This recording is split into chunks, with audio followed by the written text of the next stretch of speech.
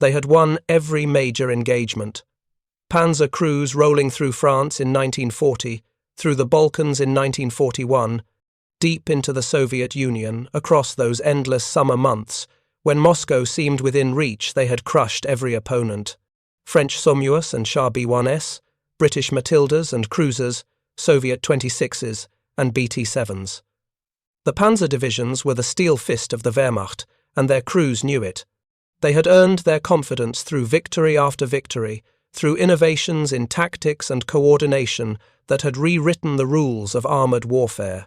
When American tanks began appearing in North Africa in late 1942, German tankers viewed them with professional interest mixed with contempt. The M4 Sherman, as the Americans called it, looked exactly like what it was, a mass-produced product of industrial assembly lines. It was tall, boxy, utilitarian.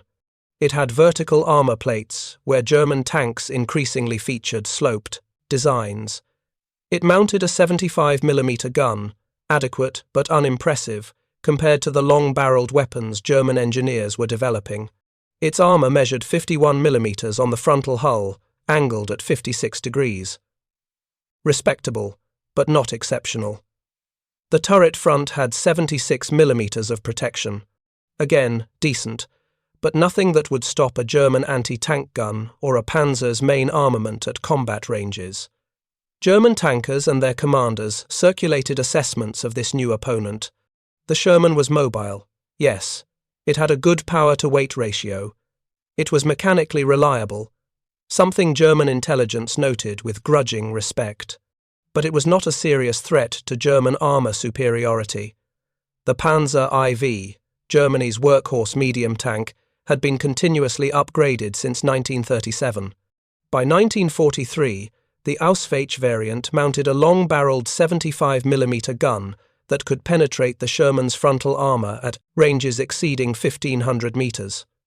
The armour on the Panzer IV's frontal hull had been increased to 80mm, angled and effective. If you're enjoying this deep dive into the story, hit the subscribe button and let us know in the comments from where in the world you are watching from today. More concerning for American tankers were the new heavy tanks entering German service.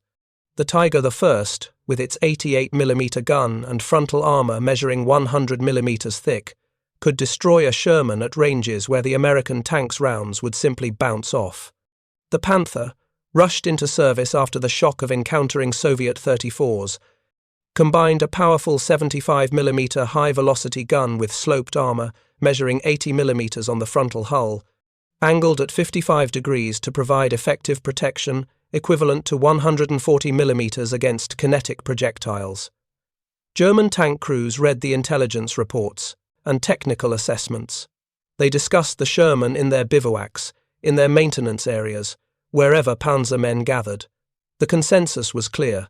The American tank was primitive. It was adequate for infantry support, perhaps, but it was not a tank designed to fight other tanks. Its tall profile made it an easy target. Its vertical armour was inefficient, offering less protection per ton than properly sloped designs. Its gun, while serviceable, lacked the penetrating power of German weapons. Most damningly, it had a dangerous tendency to catch fire when penetrated, a flaw that would earn it the grim nickname Tommy Cooker from German crews and Ronson from British troops after the cigarette lighter that advertised light's first time. Every time. This assessment was not mere propaganda or battlefield boasting. It was based on actual combat encounters in North Africa and Italy. German after-action reports from Tunisia documented Shermans being knocked out at ranges where they could not effectively return fire. At Kasserine Pass in February 1943, Panzer units had mauled American armoured forces, destroying dozens of Shermans in a matter of hours. The Americans fought bravely, but their equipment was clearly inferior in direct tank versus tank combat. German crews noted with satisfaction that American tactics increasingly avoided such encounters, relying instead on numerical superiority and combined arms coordination to overwhelm German positions. The German army of 1943 was not the same force that had invaded Poland in September 1939. It had grown harder, more experienced, more technically sophisticated. Panzer crews were veterans now, men who had survived years of combat and knew their craft intimately. They understood armor penetration, mathematics, they knew how to use terrain, they could identify enemy tanks at extreme ranges by silhouette alone. They had faced British 17-pounders and Soviet 76mm guns. They had learned to respect certain opponents and their weapons. The Sherman was not one of them. To understand why German confidence was so absolute, one must understand the intellectual and material foundation upon which it rested. German armoured doctrine had evolved through careful study of previous wars and through painful lessons learned in combat.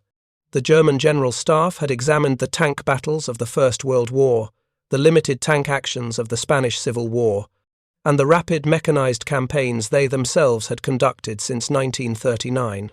They had developed a sophisticated understanding of armoured warfare that emphasized combined arms coordination, tactical flexibility, and the technical superiority of individual vehicles.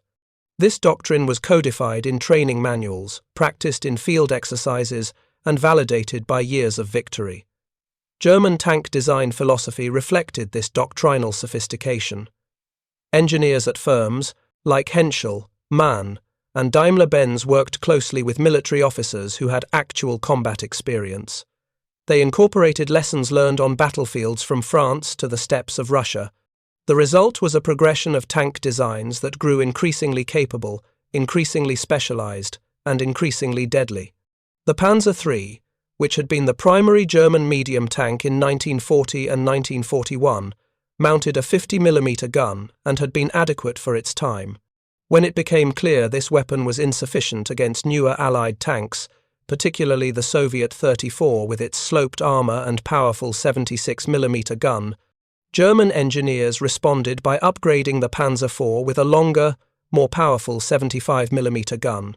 When even this proved insufficient to reliably counter the 34 at all ranges, Germany developed the Panther, incorporating sloped armor and a high-velocity gun that could penetrate 100mm of armor at 1,000 meters. This was responsive, intelligent design work driven by combat necessity. German tankers knew that their engineers and industrial base were working constantly to maintain technological superiority. When a Panzer crew received a new tank or an upgraded vehicle, they knew it incorporated the latest thinking on armor protection, firepower, and mobility. They trusted German engineering in a way that went beyond simple nationalism. It was trust earned through demonstrated competence.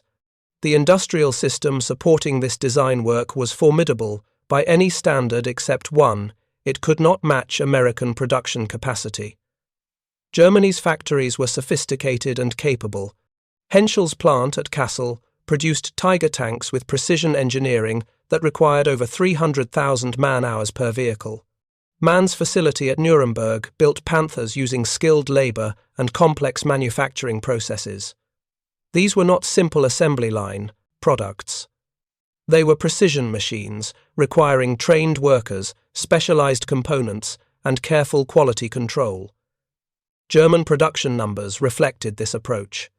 In 1943, Germany produced approximately 6,000 tanks of all types.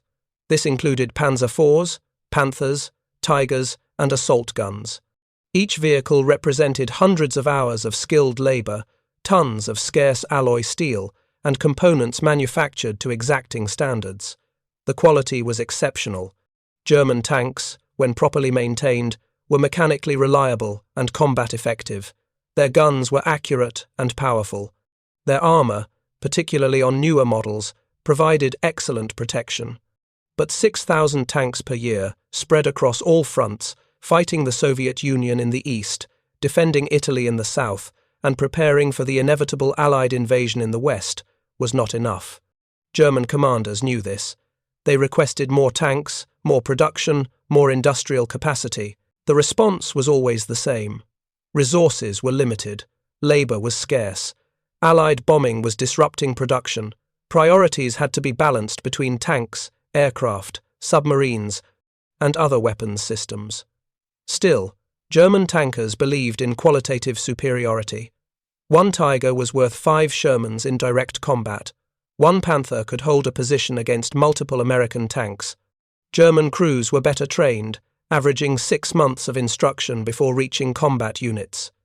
They had better tactics, refined through years of warfare. They had better situational awareness, with commanders who fought with their heads out of the turret, maintaining visual contact with the battlefield rather than being buttoned up inside the tank. They had better guns, better optics, better armor on their newer vehicles. This belief was not irrational. It was based on mathematical realities of armor penetration, on documented combat results, on technical specifications that could be measured and compared. A Panther's 75mm gun could penetrate a Sherman's frontal armor at 2,000 meters. A Sherman's 75mm gun could not reliably penetrate a Panther's frontal armor even at point-blank range. These were facts, not propaganda.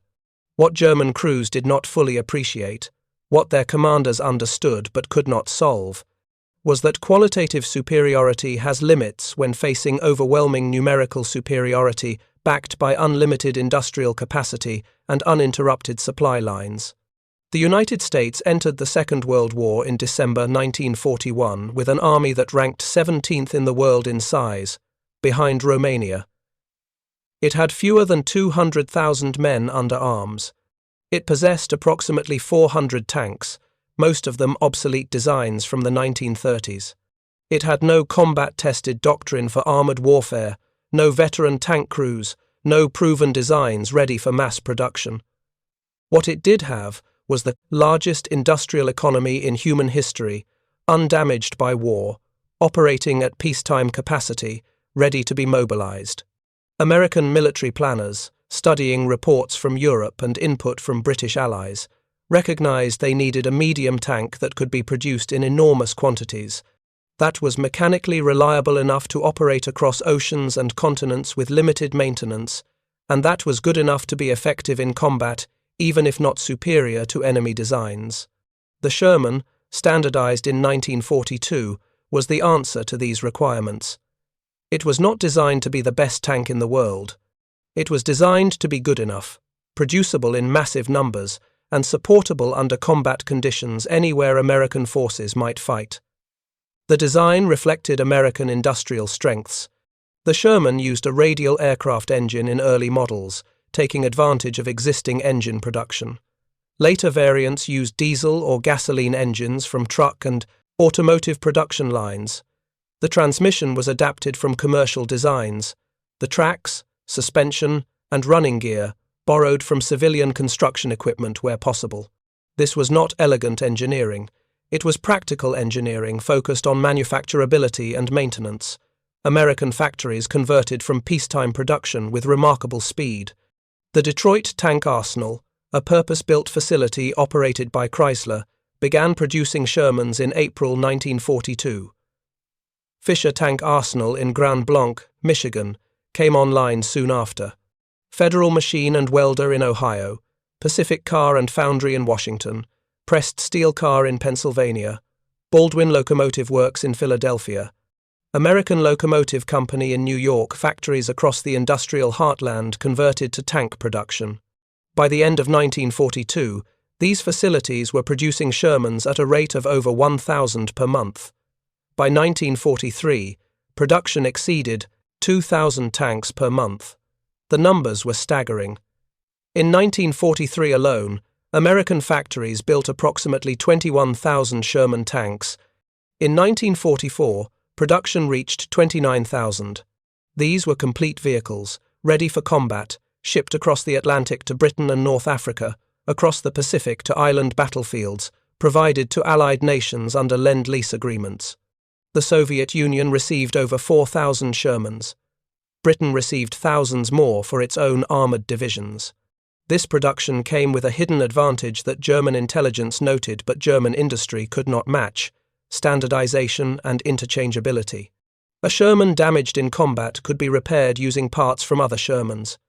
Engines, transmissions, tracks, weapons, radios, components were standardized across the production run. A maintenance unit in France could cannibalize 3 damaged tanks to produce 2 operational vehicles in a matter of hours. This was impossible with German tanks, where each model and variant required specific parts, specific tools, specific expertise. American tankers trained on Shermans at bases across the United States, then shipped overseas in the same tanks they would take into combat. They arrived in theatre with vehicles they knew intimately, with maintenance crews who understood every component, with spare parts already in the supply pipeline. This was industrial warfare at a scale Germany could not comprehend, much less match. But industrial capacity meant nothing if the vehicles themselves were death traps. German crews would soon learn that while the Sherman was inferior in direct combat to German heavy tanks, it was far from helpless, and more importantly, it never fought alone. The first large-scale encounters between Shermans and German armour came in North Africa during 1942 and early 1943. These initial battles seemed to confirm German assessments. At Kasserine Pass in February 1943, Panzer units, commanded by Generaloberst Hans-Jürgen von Arnim, broke through American lines, destroying or capturing dozens of M4 tanks along with other vehicles and equipment. German after-action reports noted that American crews were inexperienced, that their tactics were predictable, and that their tanks could be engaged successfully at ranges where American guns were ineffective. A Panzer IV commander named Hauptmann Wilhelm Ritter, whose account was recorded in post-war interviews, described engaging Shermans near Sidi Bouzid. His tank was positioned hull down behind a low ridge approximately 1,400 meters from advancing American armor. He identified 3 Shermans moving in line formation across open ground. His gunner, a veteran named Feldwebel Klaus Hoffmann, ranged the lead tank using the commander's periscope for initial targeting, then refined his aim through the gunner's sight. The first shot struck the Sherman's turret, penetrating and causing immediate secondary explosions. The other 2 Shermans attempted to maneuver, but Hoffmann's second and third shots disabled both vehicles before they could effectively return fire. This pattern repeated across North Africa. German tanks, particularly when fighting defensively from prepared positions, could engage Shermans at extreme range. The American tanks, forced to advance across open terrain to close the distance, suffered disproportionate losses. German crews developed standard engagement procedures.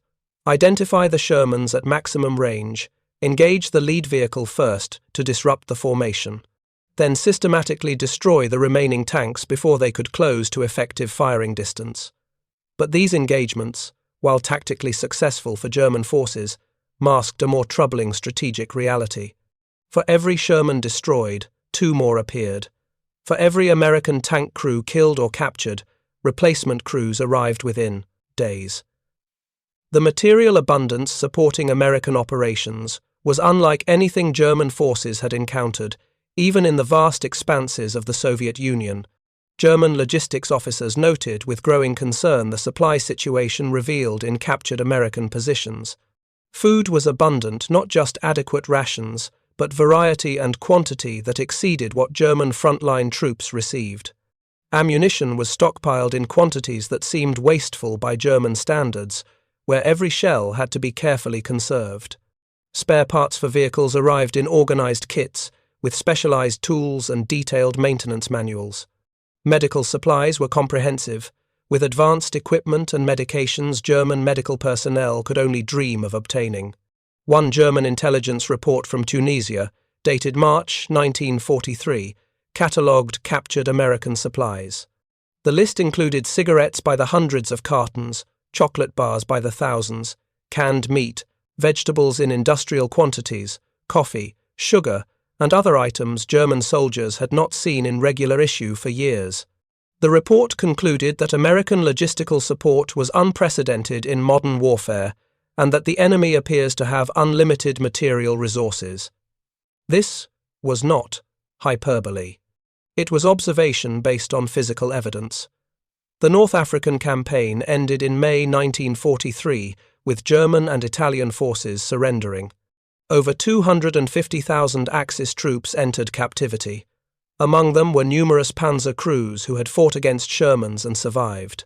These men, interrogated by Allied intelligence officers, provided consistent assessments. The Sherman was inferior to German tanks in direct combat, but American numbers and material support were overwhelming.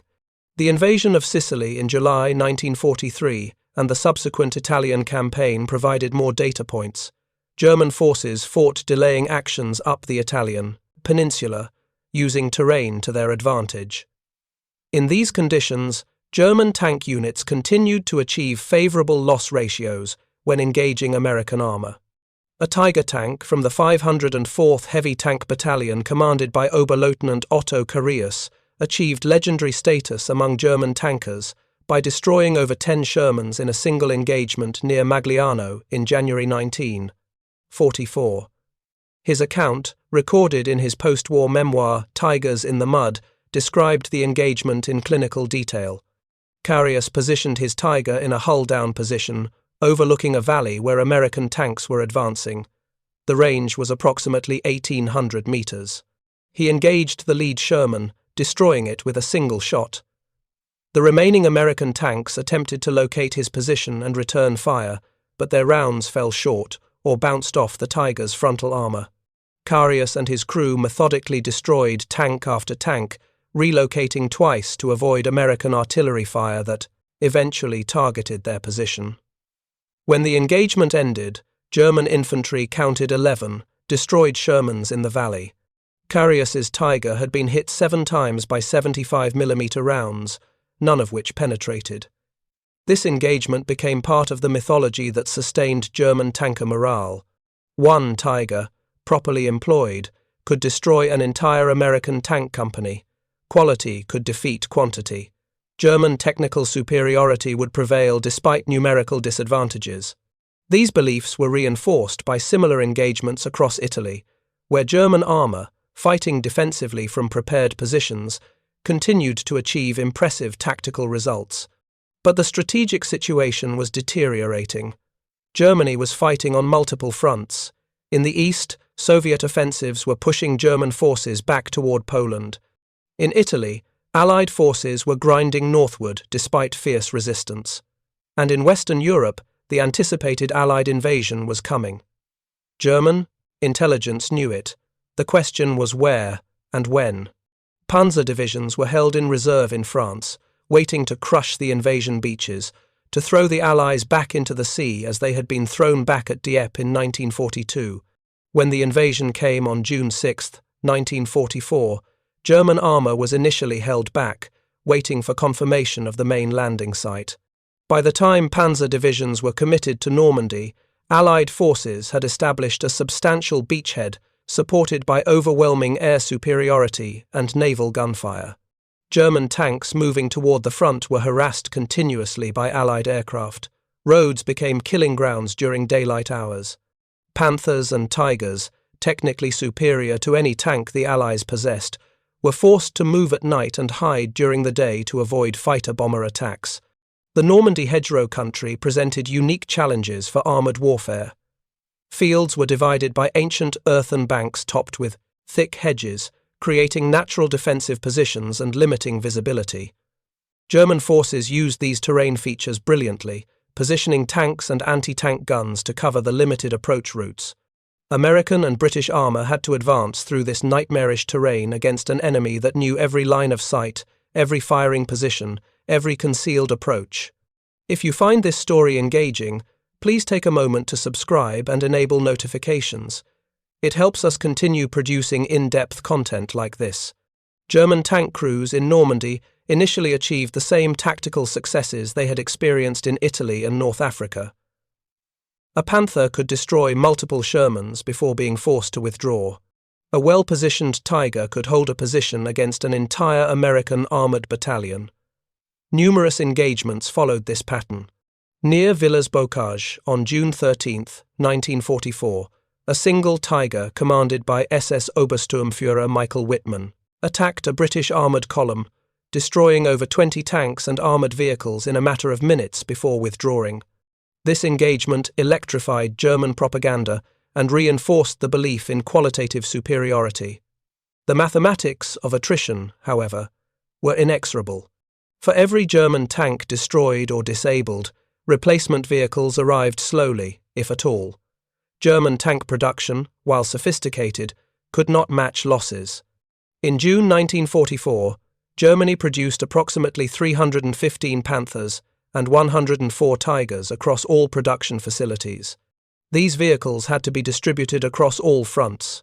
Some went to the Eastern Front, where Soviet offensives threatened catastrophic breakthroughs, some to Italy, where Allied forces continued their advance, and some to France, where the battle for Normandy was consuming men and machines at rates that exceeded even the bloodiest Eastern Front battles. American production in the same month exceeded 2,000 Shermans. These tanks went exclusively to the Western Front and Pacific theaters, as American forces were not engaged on the Eastern Front. The numerical disparity was growing, not shrinking. More importantly, the industrial systems supporting these production numbers were fundamentally different in their resilience and capacity. German tank production depended on specific factories that were increasingly targeted by Allied strategic bombing. The MAN plant at Nuremberg that produced Panthers was hit repeatedly by American daylight raids. Henschel's facility at Kassel that built Tigers suffered similar attacks. Each raid disrupted production for days or weeks, killed skilled workers who could not be easily replaced, and destroyed specialized machine tools that took months to rebuild or replace. German production was sophisticated but fragile, dependent on complex supply chains that were increasingly disrupted by Allied air power. American tank production was distributed across multiple facilities, none of which were under any threat of enemy attack. The Detroit arsenal could operate 3 shifts per day, every day, without fear of bombing raids. Workers could be recruited from civilian life, trained in a matter of weeks, and integrated into production lines designed for efficiency rather than craftsmanship. The tanks they produced were not engineering marvels, but they were mechanically sound, adequately armed and armored for their intended role. And, most importantly, they were available in quantities that German planners could barely comprehend. By July 1944, the Normandy breakout began. American forces, having finally broken through the hedgerow country, began exploiting into more open terrain. German Panzer divisions, worn down by continuous combat and lacking adequate fuel and ammunition due to Allied air interdiction of supply lines, found themselves unable to contain the breakthrough. They fought delaying actions, trading space for time, trying to maintain unit cohesion while falling back toward more defensible positions. In these mobile battles, the Sherman's mechanical reliability became a crucial advantage. German tanks, particularly Panthers, suffered from mechanical issues when operated intensively. Transmissions failed, final drives broke, engines overheated. These were not design flaws exactly, they were the inevitable result of sophisticated engineering pushed to its limits by combat conditions and inadequate maintenance. A Panther required approximately 30 hours of maintenance for every 10 hours of operation. This was acceptable in defensive positions where maintenance crews had time to work, but it was catastrophic in mobile warfare where tanks needed to operate continuously. Shermans required far less maintenance. Their simple, robust design meant they could operate for extended periods with minimal service. When they did break down, repair was straightforward. Components could be swapped quickly using standard tools. Crews could perform basic maintenance without specialized training. This reliability meant that more Shermans were operationally available at any given time, multiplying the numerical advantage American forces already possessed. German tankers began to notice troubling patterns in July and August 1944. They would destroy Shermans in an engagement, sometimes multiple vehicles, and achieve what seemed like tactical victories. Then they would be forced to withdraw due to fuel shortages or air attacks or flanking movements. When they established new defensive positions, the Shermans would appear again, sometimes the same units they had engaged days before, with their losses already replaced. The Americans seemed to have unlimited tanks, unlimited ammunition, unlimited fuel, unlimited everything. A Panzer IV commander named Lieutenant Friedrich Weber, whose unit fought in Normandy from June through August, recorded in his diary the growing psychological strain. His entry from July 28 read, "We destroyed 4 American tanks today. Good shooting by Müller, but we saw at least 20 more. Where do they all come from? We have 6 operational tanks in the company." 6. Last week we had 11. We receive no replacements. The Americans seem to receive only replacements. The turning point in German perception came not in a single dramatic engagement, but in the accumulated weight of continuous combat against an opponent who never seemed to weaken. In August 1944, as German forces retreated from Normandy toward the Seine River, Panzer units found themselves fighting continuous rearguard actions. They would establish defensive positions, engage advancing American armor, destroy several tanks, then be forced to withdraw before being encircled. This pattern repeated daily, sometimes multiple times per day. The Falaise pocket, where German forces were trapped in mid-August, provided the clearest evidence of the strategic hopelessness of the situation. Approximately 50,000 German troops were encircled, including substantial armored forces. They attempted to break out through a narrow corridor while under continuous attack from Allied ground forces and complete air superiority. German tanks that had survived weeks of combat were abandoned when they ran out of fuel. Others were destroyed by Allied fighter bombers that operated with impunity during daylight hours. The breakout succeeded in evacuating perhaps 20 to 30,000 men, but most equipment was lost. Surviving German tankers who escaped the Falaise pocket described scenes that shattered any remaining illusions about German material superiority. They saw roads clogged with destroyed German vehicles, not just tanks, but half-tracks, trucks, artillery pieces, everything that made a mechanized army functional. They saw American and British forces with so much equipment that damaged vehicles were simply abandoned rather than recovered. They saw Allied air power operating continuously, unopposed, turning any movement into a deadly gauntlet. One Panther commander, Hauptmann Ernst Bachmann, who survived the Falaise breakout and later wrote about his experiences, described the retreat as the end of illusions. His crew had destroyed over 30 Allied tanks during the Normandy campaign, maintaining the tactical effectiveness German tankers prided themselves on. But in the retreat, his Panther ran out of fuel 30 kilometers from German lines. The crew was forced to destroy their tank and walk out. Bachmann watched American tank columns advancing during this withdrawal, Sherman after Sherman, organized in formations, supported by infantry in half-tracks, followed by supply trucks carrying fuel and ammunition. The stream of vehicles seemed endless. German forces retreated across France in August and September 1944. Panzer divisions that had entered Normandy with 100 or more tanks were reduced to 20 or 30 operational vehicles.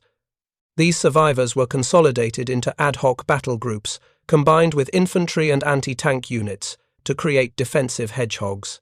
They fought delaying actions at river crossings, in towns, anywhere terrain provided an advantage. They continued to achieve local tactical successes. A Panther or Tiger in a prepared position could still destroy multiple Shermans.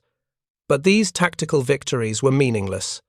For every Sherman destroyed, 5 more appeared. For every defensive position that held for a day, 10 kilometers of front collapsed elsewhere. The psychological impact on German tankers was profound and cumulative. Men who had believed absolutely in German technical superiority, who had trusted their training and their equipment, who had achieved remarkable tactical successes, began to understand that none of it mattered. They were fighting an opponent who could absorb unlimited losses and continue attacking. An opponent whose industrial base could replace every destroyed tank within weeks. An opponent who would never run out of ammunition, never run out of fuel, never run out of replacements. This realization did not come as a single moment of revelation. It came gradually, engagement by engagement, as the evidence accumulated beyond any possibility of denial. The Sherman was indeed inferior to German heavy tanks in direct combat, but the Americans were not fighting fair. They were fighting with mathematics, with industrial capacity, with a material abundance that made tactical considerations almost irrelevant. They could afford to lose 3 Shermans to destroy 1 Panther, because they had 3 more Shermans waiting behind those, and 3 more behind those, extending back to factories in Michigan and Ohio and Pennsylvania that produced tanks faster than German guns could destroy them. The strategic collapse accelerated in autumn 1944. Allied forces liberated Paris on August 25th. By early September, American and British units were approaching the German border. The rapid advance created supply difficulties for Allied forces. Their logistics lines stretched hundreds of miles from Normandy beaches to the front lines, but it also revealed the depths of German weakness. Panzer divisions that should have been defending the Reich's borders were shadows of their former strength, equipped with whatever vehicles could be scraped together from depots and repair facilities. Operation Market Garden in mid-September 1944, the ambitious Allied airborne operation to seize bridges across the Netherlands, ended in failure at Arnhem. German forces, including ad hoc battle groups with limited armour, managed to defeat the British paratroopers. This tactical success provided temporary encouragement to German crews. Perhaps the enemy was not invincible. Perhaps German fighting spirit and tactical skill still mattered, but the strategic situation continued to deteriorate. The Allies controlled the air completely. Allied artillery could mass fires that dwarfed anything German forces could deliver. And most significantly, Allied armour continued to appear in quantities that made individual German tactical victories meaningless. The Ardennes offensive in December 1944 represented Germany's final attempt to achieve strategic success in the West through armoured warfare. Hitler ordered a major counter-offensive through the Ardennes forest, targeting the weakly held American sector with the objective of reaching Antwerp and splitting Allied forces. Germany assembled approximately 3 Panzer armies for the operation, over 2,000 armoured vehicles, including hundreds of Panthers and Tigers, along with older Panzer IVs and captured enemy tanks pressed into German service. This represented the largest concentration of German armour in the West since Normandy. The offensive began on December 16th with initial successes. German forces achieved surprise, broke through American lines in several sectors, and advanced toward their objectives. For the first few days, the operation seemed to validate pre-war German doctrines about the decisive power of armoured breakthrough. Panzer columns pushed deep into American rear areas, creating panic and confusion. American units fought desperate delaying actions with whatever forces were available: infantry, tank destroyers, isolated tank platoons. But the fundamental problems that had plagued German operations since Normandy remained unsolved. Fuel supplies were inadequate. The offensive's plan depended on capturing American fuel dumps, a desperate expedient that revealed the depths of German logistical weakness. Air support was minimal. The Luftwaffe could not achieve air superiority even temporarily over the battlefield. Most critically, American material reserves proved sufficient to contain and then counterattack the German penetration. Within days, American forces were rushing reinforcements to the Ardennes from across the Western Front. Sherman tanks moved hundreds of miles by road and rail to reach the battlefield. The 2nd and 3rd Armoured Divisions repositioned from other sectors. The 4th and 6th Armoured Divisions moved north from Patton's 3rd Army. These were not ad hoc battle groups scraped together from depleted units. These were full-strength armoured divisions, with hundreds of tanks, complete supporting units, and logistical trains that could sustain intensive operations. German Panzer crews, many of whom were veterans of the Eastern and Western fronts, saw American tank columns moving to contain their offensive and understood that nothing had changed. For every German tank in the Ardennes, the Americans could deploy 3 or 4 or 5. For every engagement where a Panther destroyed multiple Shermans, 10 more Shermans arrived the next day. The mathematics of industrial warfare had not shifted in Germany's favour. If anything, the disparity had grown worse, as German production facilities suffered under continuous Allied bombing and resource shortages became critical. A Tiger commander named Oberleutnant Karl Brommen, whose unit fought in the northern sector of the Ardennes offensive, recorded his observations in letters that survived the war. Writing on December 24, 1944, he described engaging a column of Shermans near Mannheim. His Tiger destroyed 4 American tanks in rapid succession from a concealed position. The remaining Shermans withdrew, and Brommen's crew felt the familiar satisfaction of tactical success.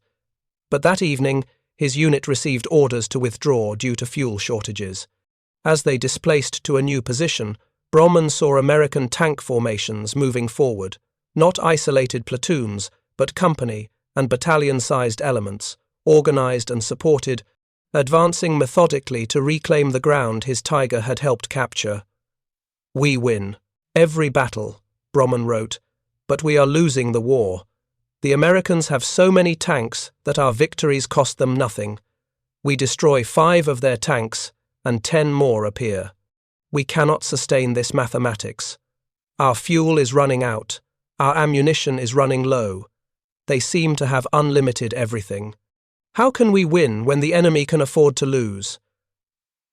German forces withdrew, having suffered approximately 100,000 casualties and losing most of the armor committed to the operation. Hundreds of Panthers and Tigers were abandoned when fuel ran out, destroyed by their own crews to prevent capture, or knocked out by American tank destroyers and Shermans that had learned through hard experience how to engage German heavy tanks effectively. The offensive achieved nothing strategically, except to delay the inevitable Allied advance into Germany by a few weeks, while consuming Germany's last significant mobile reserves. By February 1945, Allied forces were crossing the Rhine River and advancing into the German heartland. German resistance, while often fierce, was increasingly fragmented and ineffective. Panzer units existed more on paper than in reality. A division might have 20 operational tanks supported by whatever infantry and artillery could be assembled. These ad hoc formations fought delaying actions at river lines and in towns, but they could not stop the Allied advance. The industrial and material disparity that had characterized the campaign since Normandy had become absolute. German tank crews who survived into the final months of the war faced a grim reality. Their tanks, when they had them, were still technically superior to Shermans in direct combat. A Panther's gun could still penetrate a Sherman's armor at extreme range. A Tiger could still dominate a battlefield if properly positioned and supplied, but none of this mattered anymore. The Americans had so many Shermans that they could afford to lose 3 or 4 or 5 to destroy a single German tank, and they would still have numerical superiority after the engagement. More importantly, they had the logistics to sustain continuous operations while German units operated on starvation rations of fuel and ammunition. Oberst Hans von Luck, a veteran Panzer commander who fought from France in 1940 through the final collapse in 1945, later wrote about the psychological evolution of German tankers. In his memoir, he described how the attitude of his men changed from confidence in 1943 to concern in 1944 to a kind of fatalistic professionalism in 1945. They continued to fight because they were soldiers and because orders required it, but they no longer believed victory was possible. They understood they were fighting against an enemy whose material resources were effectively unlimited. "We mocked the Sherman," von Luck wrote, "and in truth it was inferior to our tanks in almost every technical measure. But we failed to understand that technical superiority becomes meaningless when facing overwhelming numerical superiority backed by industrial capacity we could not match. The Americans could afford to build a tank that was merely adequate because they could build 50,000 of them. We built superior tanks, but we could only build a few thousand. In the end, mathematics defeated engineering. The statistics compiled after the war revealed the extent of this disparity. From D-Day in June 1944 through the German surrender in May 1945, 11 months of intensive combat, American and British forces in Western Europe employed approximately 15,000 Sherman tanks at various times. Some were destroyed and replaced, some were damaged and repaired, some served throughout the campaign. German forces destroyed approximately 6,000 Allied tanks during projected the same period, the majority of which were Shermans. This represented a significant loss rate, 40% of the tanks committed. But American factories had produced over 29,000 Shermans in 1944 alone. The losses in Europe, while substantial, represented less than a quarter of annual production.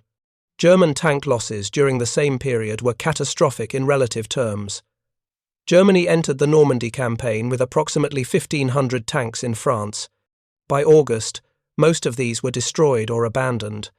Additional armoured forces committed to the Western Front from June 1944 through May 1945 included approximately 2,000 tanks of all types, Panthers, Tigers, Panzer IVs, and various assault guns and tank destroyers.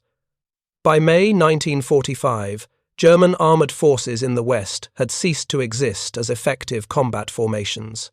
Surviving vehicles were scattered remnants, immobilized by lack of fuel, abandoned by crews who recognized the futility of further resistance.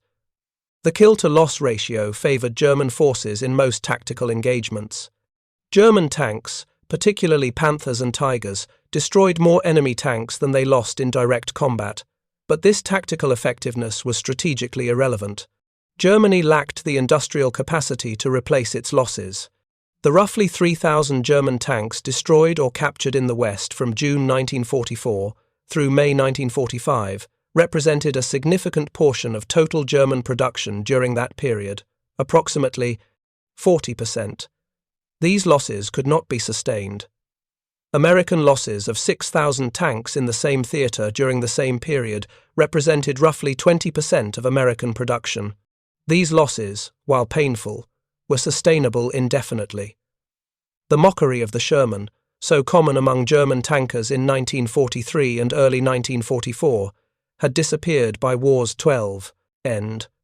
German crews who survived learned bitter respect for the American tank, not because it was technically superior, but because it represented something they could not defeat: the industrial might of a nation whose factories operated beyond the reach of German weapons, whose supply lines stretched across oceans that German submarines could no longer interdict, whose resources were so vast that losing tanks was merely an inconvenience rather than a strategic crisis. Post-war interrogations of German tank crews revealed a consistent theme.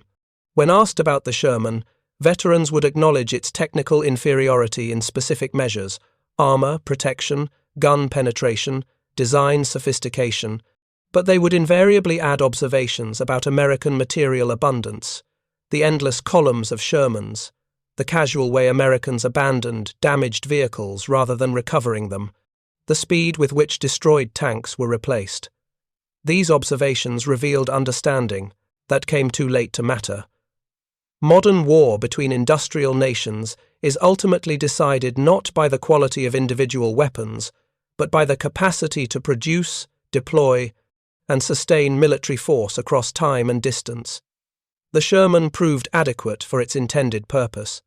It was not the best tank of the Second World War. That distinction probably belongs to the German Panther or the Soviet 34, depending on one's criteria. But it was good enough, reliable enough, and produced in sufficient quantities to equip American and Allied armoured forces for victory. Its 75mm gun, while unable to penetrate heavy German tanks frontally, was effective against most German armour at reasonable ranges and devastating against infantry and fortifications. Its armour, while vulnerable to German tank guns, provided adequate protection against most threats American crews encountered. Its mechanical reliability meant more Shermans were operationally available at any given time, multiplying the numerical advantage American forces enjoyed. German tankers learned, engagement by engagement and month by month, that they were fighting an unwinnable war of attrition. Quality could not overcome quantity when the quantitative disparity reached certain thresholds. Training and experience could not compensate for inadequate fuel and ammunition supplies. Tactical skill could not defeat an enemy whose losses were immediately replaced while German losses accumulated irreplaceably. These lessons were learned in the most direct and brutal way possible, through combat that killed friends, destroyed units, and demonstrated daily that courage and competence were insufficient when facing overwhelming material superiority. The approximately 50,000 Shermans produced during the war, the exact number varies depending on whether one counts all variants or only gun tanks, whether one includes Canadian production, and how one categorizes certain specialized fees. Variants represented more than just vehicles. They represented the industrial capacity of the United States, applied to military production. They represented an economic system that could simultaneously fight wars on two fronts while maintaining civilian living standards at levels unprecedented in history. They represented resources so abundant that losing 6,000 tanks in 11 months was acceptable, sustainable, and ultimately victorious. The roughly 1,300 German tanks destroyed by these Shermans and other Allied forces in Western Europe from June 1944 through May 1945 again. Exact numbers are debated by historians, but this figure represents a reasonable estimate based on German loss records, and Allied combat reports represented something different. They represented the limits of technical sophistication when divorced from industrial capacity. They represented excellent engineering undermined by resource scarcity. They represented quality defeated by quantity because the quantitative advantage was simply too great to overcome. German tank crews had entered the war confident in their superiority. They had won every major engagement from Poland through France, through the early years in Russia and North Africa. They had faced British, French, Soviet, and American tanks and defeated all of them. They had developed sophisticated tactics and accumulated years of combat experience. They manned tanks that were, in many cases, genuinely superior to their opponents' vehicles in armor protection, firepower, and optical equipment. None of it mattered in the end because they were fighting an enemy who could absorb any loss and continue attacking, whose factories produced tanks faster than German guns could destroy them, whose logistics delivered fuel and ammunition in quantities German planners considered wasteful, but which enabled continuous operations that German forces could not sustain. The mockery stopped, not because German tankers were proven wrong about the Shermans' technical limitations. Those limitations were real and remained throughout the war. The mockery stopped because German tankers understood, finally and completely, that technical superiority was irrelevant when facing industrial superiority of the magnitude the United States brought to bear. They had laughed at the primitive Sherman, at its tall profile and vertical armor and adequate but unimpressive gun. They stopped laughing when they realized that primitive tanks produced by the tens of thousands would crush sophisticated tanks produced by the thousands, that adequate multiplied by overwhelming numbers equals victory, that in industrial warfare between modern nations, the side with more factories wins. Thank you for watching. For more detailed historical breakdowns, check out the other videos on your screen now, and don't forget to subscribe.